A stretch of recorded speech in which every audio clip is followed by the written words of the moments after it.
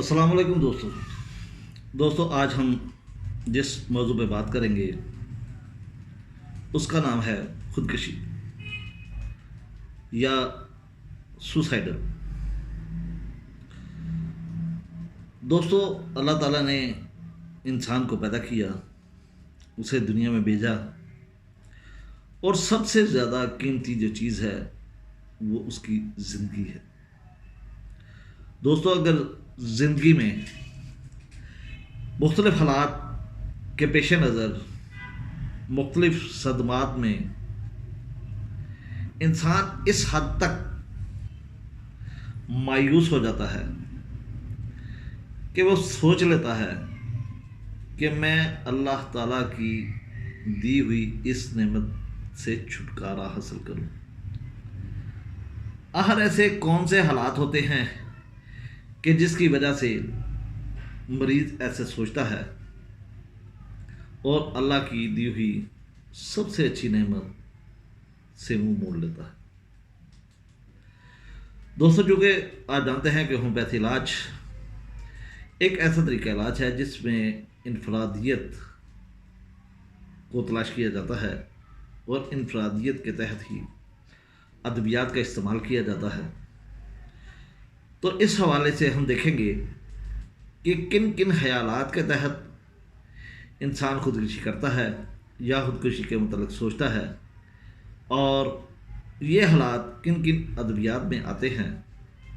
ایسا نہیں کہ ایک آدمی آیا، ایک پیشنٹ آیا، آ کے اس نے کہا ڈاکٹر صاحب میرا زندگی سے میں اکتا گیا ہوں، میرا جی چاہتا ہے کہ میں مر جاؤں، اور آپ اسے فوراً آرمیٹ دے دیں، یا آپ اسے صرف اتنا پوچھیں کہ کیا آپ کبھی بیماری سے اتنا اکتا گئے ہیں کہ آپ کا خودکشی کرنے کا دل کرتا ہو؟ تو اگر مریض کے ہاں بالکل ایسا ہی ہے تو آپ اسے فوراً آرمیٹ دیں نہیں۔ دوستوں، یہ طریقہ کار غیر ہومیوپیتھی ہے۔ اگر ہم کلاسیکل ہومیوپیتھی کو دیکھیں تو اس میں ہر مریض کی کنڈیشن دوسرے مریض سے مختلف ہوتی ہے، ہر ایک مریض کے خیالات دوسرے سے مختلف ہوتے ہیں۔ اب اگر ہم نیٹرم سلف کی بات کرتے ہیں، کیونکہ سب سے مین ادویات نیٹرم سلف اور آرمیٹ ہیں۔ نیٹرم سلف بھی پریشان ہوتا ہے، زندگی سے گھبرایا ہوا ہوتا ہے، لیکن اس میں اور آرمیٹ میں ایک بات ان دونوں کو علیحدہ علیحدہ کر دیتی ہے، وہ ہے کمٹمنٹ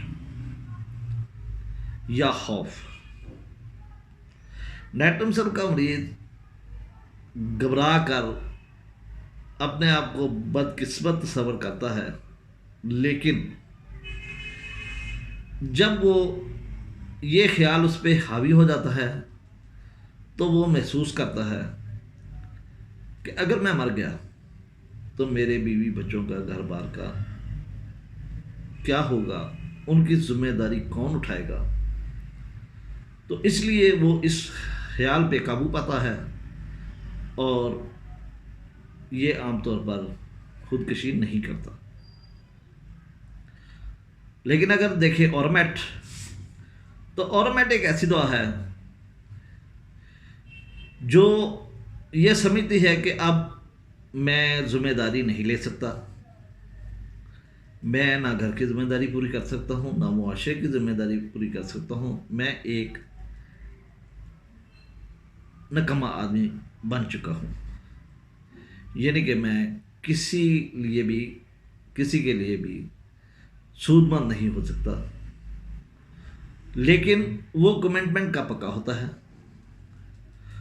اور جب کمٹمنٹ کا پکا ہوتا ہے تو ایک دفعہ اس کے ذہن میں یہ خیال آئے کہ مجھے مر جانا چاہیے، تو عام طور پر وہ ان خیالات کے زیر اثر خودکشی کر لیتا ہے۔ نیٹرم سیل کا مریض یہ بھی زندگی سے گھبرایا ہوا ہوتا ہے، یعنی کہ نفرت زدہ ہوتا ہے، زندگی سے نفرت کرتا ہے، لیکن اسے اپنے میاں بیوی بچوں یا بیوی بچوں کے متعلق خیال آتا ہے، اپنے گھر کے متعلق، اس کی ذمہ داریوں کے متعلق کہ میرے بعد ان کا کون بنے گا، تو وہ خودکشی نہیں کرتا۔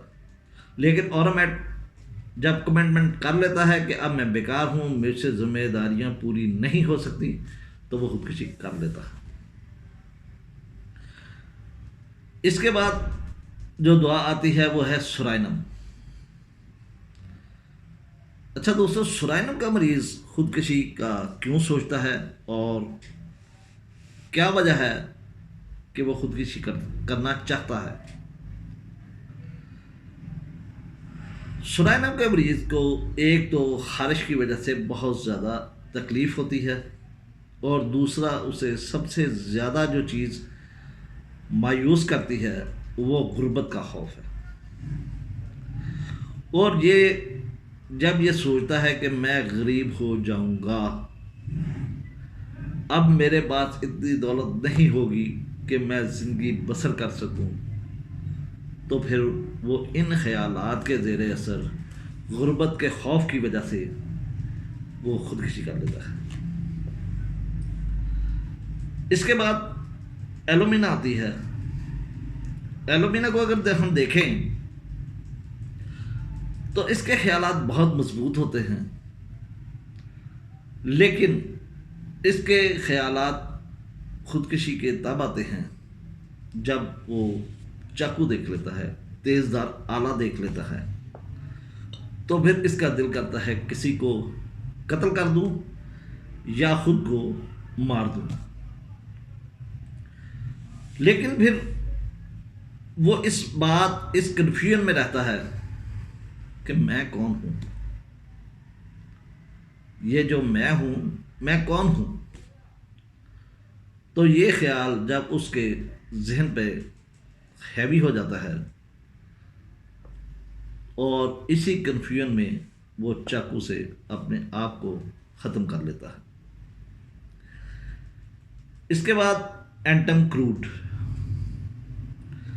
اینٹم کروڈ کے متعلق آپ جانتے ہیں کہ اینٹم کروڈ کے مریض کے جذبات یہ عام طور پر چاندنی رات میں، مون لائٹ پہ جذبات بہت زیادہ تیزی اختیار کر لیتے ہیں، اور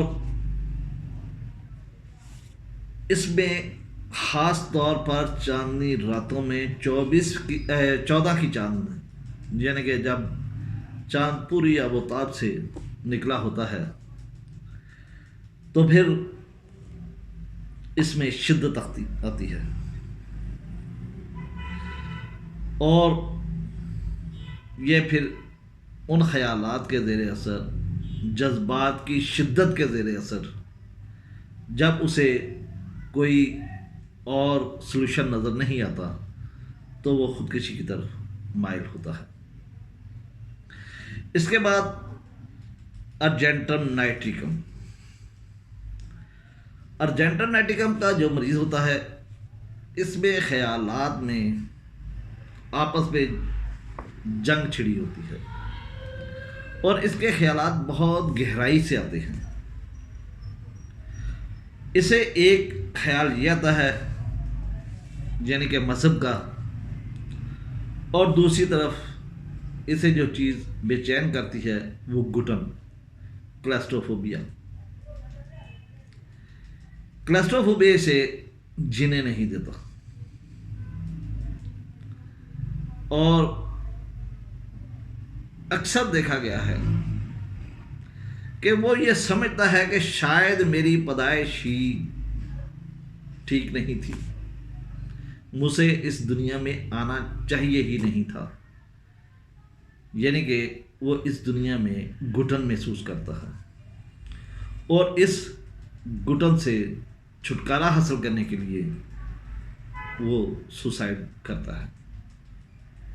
اور اگنیشیا کے مریض کے متعلق آپ جانتے ہیں کہ اگنیشیا کا مریض ہمیشہ غم زدہ ہوتا ہے اور بہت زیادہ سینسٹیو ہوتا ہے، اور یہ اپنے غم دوسروں سے چھپاتا ہے،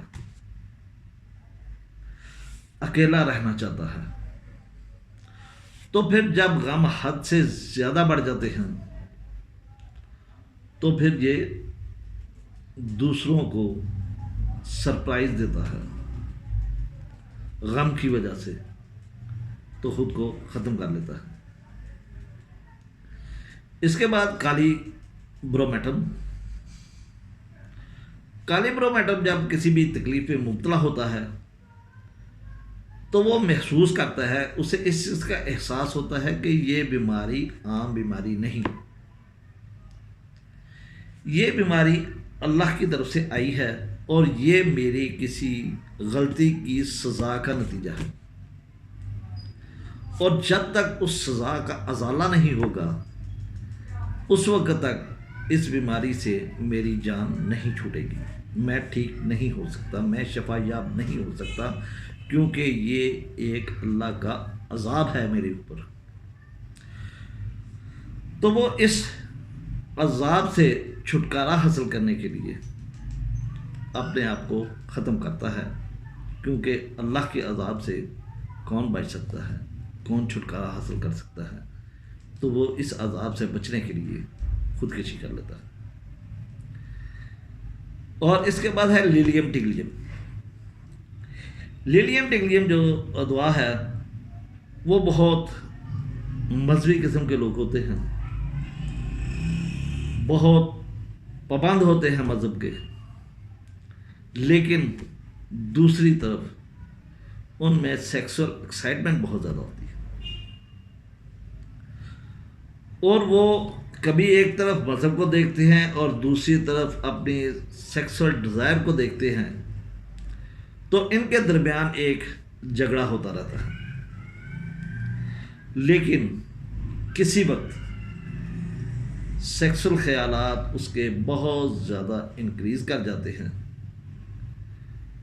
تو پھر وہ یہی سوچتے ہیں کہ اب تو مر جانا چاہیے، کیونکہ یہ جو کام میں نے کیا ہے، جو مجھ سے سرزد ہوا ہے، وہ نہیں ہونا چاہیے تھا، اور اسی کشمکش میں وہ خودکشی کر لیتے ہیں۔ اب اس کے بعد ہے مرکیوریس۔ مرکیوریس میں ایک عادت ہے، ایک فطرت ہے اس کی، کہ وہ ہر چیز کو مکمل دیکھنا چاہتی ہے، پرفیکٹ تعلقات، دنیا، زندگی، معاشرہ، معیشت، ہر چیز میں وہ پرفیکشن کا شکار ہوتا ہے، کہ اسے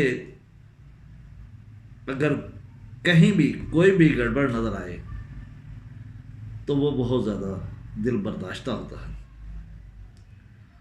اور اگر یہ خیالات یعنی کہ اس کے ارد گرد کا ماحول، اس کے گھر کا ماحول، اس کی سوشل لائف اگر اسے پسند نہ آئے، جو کہ سوشلزم کے متعلق یعنی کہ پرفیکشن اس میں نہ ہو، تو پھر وہ خیال کرتا ہے کہ میں خودکشی کر کے مر جاؤں، کیونکہ یہ دنیا اس قابل نہیں کہ اس میں رہا جا سکے۔ دوستو، ایک آخری دعا جس پہ ہم بات کریں گے وہ ہے پلساٹیلا۔ جی دوستو، پلساٹیلا بھی ایک ایسی دعا ہے جو مل جل کر پیار محبت سے ایک دوسرے کے ساتھ رہنا چاہتی ہے، یعنی کہ ایک معاشرتی دعا ہے۔ لیکن اگر وہ کسی وجہ سے تنہا ہو جائے، اگر اسے خیال آئے کہ لوگ مجھ سے محبت نہیں کرتے، تو وہ بہت زیادہ دل برداشتہ ہوتا ہے۔ لیکن اگر کوئی دوست، کوئی بہن بھائی اسے تسلی تشفی دیتے ہیں تو وہ اس خیال سے باز آ جاتا ہے، کیونکہ وہ تو پہلے ہی محبت چاہتا ہے، محبت کا دائی ہے، اور اس لیے اس میں کبھی سوسائڈل اٹیک آتے ہیں، تھاٹ آتے ہیں، اور کبھی ان سے چھٹکارا مل جاتا ہے اگر کوئی بھی وہ سمجھتا ہے کہ کوئی بھی اسے ہمدردی کرے، اسے پیار کرے، اسے اپنا سمجھے، اس کے قریب رہے، تو پھر وہ خودکشی سے باز آتا ہے، ورنہ بعض اوقات وہ خودکشی کی طرف مائل ہو جاتا ہے۔ دوستو، اب یہ ایک چیز تھی زندگی کا خاتمہ، لیکن مختلف ادبیات میں زندگی کا خاتمے کے پیچھے وجوہات مختلف تھیں، اور ان وجوہات کی وجہ سے یہ ادبیات تبدیل ہوتی رہی۔ کسی میں ذمہ داری کا احساس، کسی میں غربت کا احساس، کسی میں خدا کا خوف، کسی میں خدا کا عذاب، کسی میں پرفیکشنزم۔ تو اسی لیے دوستو، جب کوئی مریض آپ کے پاس آئے تو کوشش کریں کہ اس کا کیس پروسیڈ کیا جائے، یعنی کہ کیس کی ڈیپتھ میں جایا جائے، اور یہ دیکھا جائے کہ اگر وہ ایسا کرنے کا خیال کر رہا ہے تو کیوں ایسا کرنا چاہتا ہے۔ اور اسی کے جواب میں آپ کو ادبیات کی کلیریفیکیشن ہوتی جائے گی، ادبیات ایک دوسرے سے علیحدہ ہوتی جائیں گی۔ امید ہے یہ چھوٹی سی ویڈیو آپ کو پسند آئے گی۔ انشاءاللہ نئی ویڈیو کے ساتھ پھر ملاقات ہوگی۔ اپنا خیال رکھیے۔ اللہ حافظ، اللہ نگہبان۔